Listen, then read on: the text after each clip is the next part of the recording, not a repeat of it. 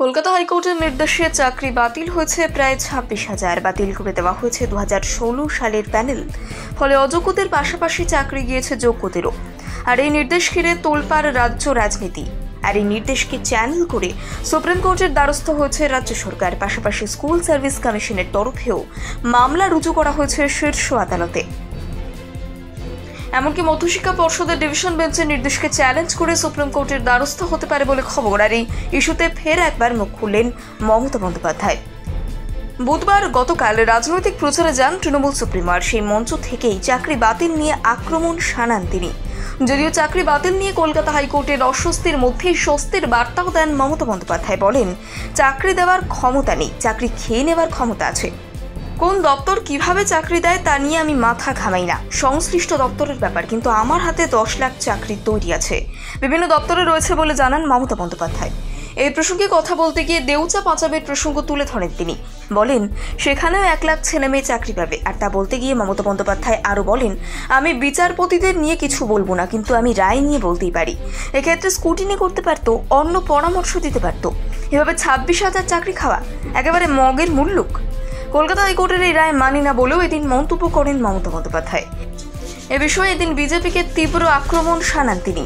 বলেন, বিজেপিকে একটা ভোটও দেবেন না, আদালত, সিবিআই, এএনআইকে এরা কিনে নিচ্ছে, এমনটাই দাবি করেন মমতা বন্দ্যোপাধ্যায়। যদিও তার বিরুদ্ধে পাল্টা রাজনীতির অভিযোগ এনেছেন বিজেপির রাজ্য সভাপতি সুকান্ত মজুমদার। বলেন, অযোগ্যদের চাকরির তালিকা আদালতে তুলে দিলে সমস্যা মিটত। কিন্তু তৃণমূলের দলের যারা টাকা নিয়েছেন তাদের বাঁচানোর চেষ্টা করা হয়েছে বলেও তো বিজেপির রাজ্য সভাপতির। এক্ষেত্রে যোগ্যদের চাকরি প্রার্থীদের বিজেপির তরফে আইনি সাহায্য দেওয়া হবে বলে জানিয়েছেন তিনি, যা খুবই তাৎপর্যপূর্ণ বলে মনে করা হচ্ছে।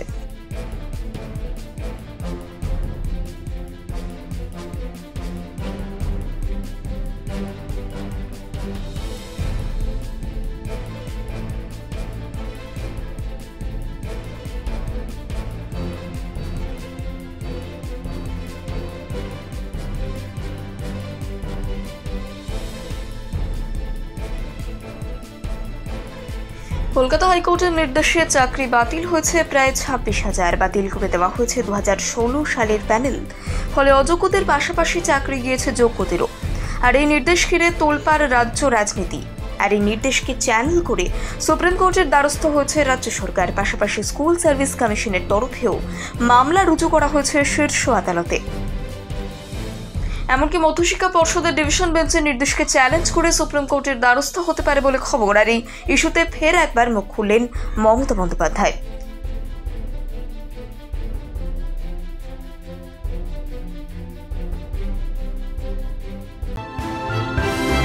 ভয় নয়, আপোষ নয়, শুধু সত্য খবর পরিবেশনার প্রত্যয়। সত্যম নিউজ।